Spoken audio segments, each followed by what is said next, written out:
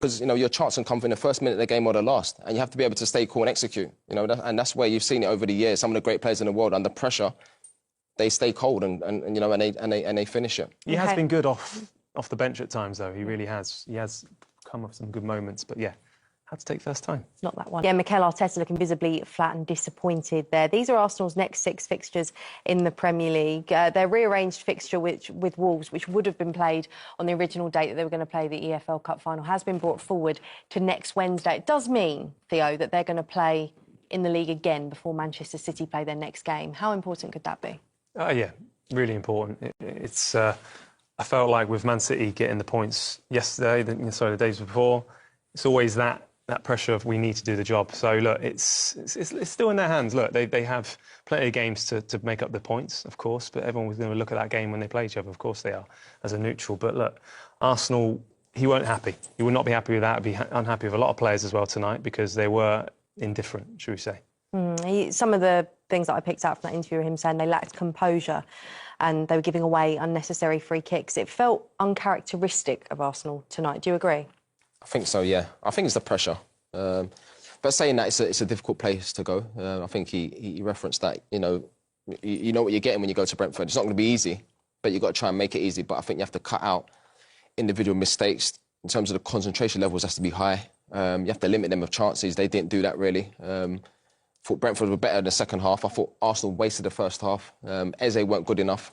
You know, I still feel like he's playing with a handbrake on. I know he ain't played games and probably not match fit, but you still expect a little bit more. But yeah, they were different. They were different tonight, and I think that's a mentality thing, if I'm being honest. And they've got to be careful, Theo, because the narrative is going to continue, isn't it? To say this has happened before. They don't want to slip up like they have in the past. Yeah, and it'll be interesting as well in the dressing room if they're going to be constantly reminding each other of this. People like Declan Rice and Odegaard. Do you think they will? I don't think they should. I think it's not a good place to be when you're looking at other results. But part of me feels like they will. But they need to, again, it's the cliche, focus on their job. And it's Wolves next, simple as that. And that's the focus. And a game against a team bottom of the league is potentially one that could get a bit of confidence from. Yeah, no, exactly. It's probably the perfect game for them to play right now away from home. So, look, I think I would expect them to get an Arsenal win, a completely different performance. And, of course, they've got the FA Cup before then. So many competitions and so much still to play for in the... What I love about interviews when you go to Brentford is the atmosphere. You can hear that the fans are still there. We saw the team kind of go round and applaud them at the end. And you can understand why, Theo, because taking your Arsenal hat off for just a moment, Brentford have been brilliant at home this season, particularly against the top sides. Yeah, there wasn't many people leaving before the end of the game. It was incredible. It's a great little atmosphere, that stadium, fantastic. And they deserve everything they're getting right now. But there's a confidence and there's an energy about the place, and it's going in the right direction. It always has been, actually, and they're kind of... I feel now they're a really established Premier League team and they're growing. They're growing very fast. And I was really pleased with Lewis-Potter. He did some really nice moments tonight as well. But it's really refreshing just to see the energy that he gives in this young Brentford team, actually, because it is really young. So for me, he's a player to keep an eye on. This is why Brentford are doing well. Players like himself who are allowed to play with that freedom. And I think that's what Keith Andrews allowed for the team to access. OK, well, as we just heard from him, let's take a look at the goal that he did score to equalise things for Brentford. Do you want to talk us through this, Theo? Because I know that you were a little bit intrigued about something that happened just before. Yeah, I mean, we've been in this position before. Well, I have anyway. You not so much yourself. I've got a halfway line. But there was a substitution that was made before. You know, Bukayo Saka come on, and it's kind of unusual during a set piece, because it was a corner, actually, that he came on for, which was here, which led to the clearance that went out for a throw. It could happen to anyone, but it was just more on the fact a substitution was made, and you can be a bit disorganised, I suppose. But look, Coyote's got an incredible throw.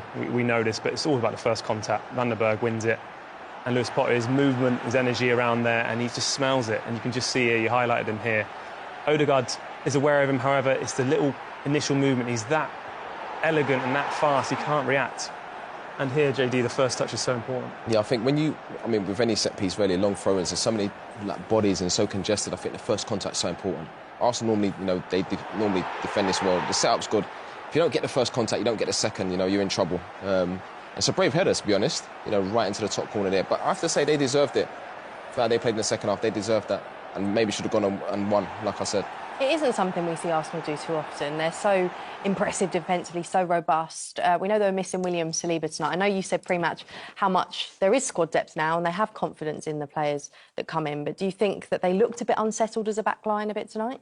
They looked nervous. They did. It's quite an intimidating place to play football as well, if you're not used to it, coming from different cultural leagues. However, look, I felt like they would go there and do the job.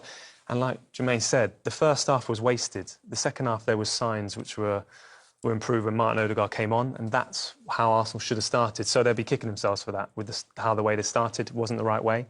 But look, they're still 4 points clear of Man City, and they've just got to keep them at bay. And interestingly, Brentford are so impressive from throw-ins. They've got the most goals from throw-ins in the Premier League this season. They know what they're good at, and they use it, Jermaine. Sounds simple, but they're showing it works. The long throws that come back.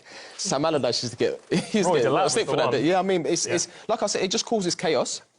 And obviously they work on being brave. I don't suppose there's much tactical element to it, but you've got to be brave and get the first contact, like I said.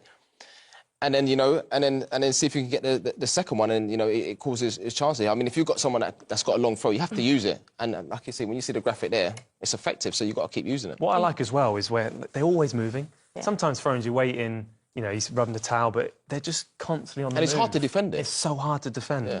Yeah, me and Jermaine, we wouldn't be defending there. I was going to make that point, I'm ready for the counter-attack. But no, it causes so many problems and it just disorganises everyone. And then suddenly you've lost your man because you ran into someone. So it's a great weapon to have. Arsenal dropped 2 precious points in a frustrating 1-1 Premier League draw against Brentford at the Gtech Community Stadium, dealing a blow to their title hopes. Noni Madueke gave the Gunners the lead with a powerful header on the hour mark, connecting brilliantly with Piero Hincapie's cross.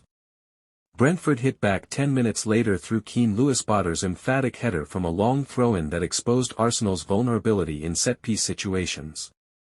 The real flashpoint came late when Victor Gyökeres was clearly tripped in the box by a Brentford defender. Replays showed blatant contact, yet referee Michael Oliver waved play on and VAR refused to intervene, sparking fury from Mikel Arteta and the Arsenal bench.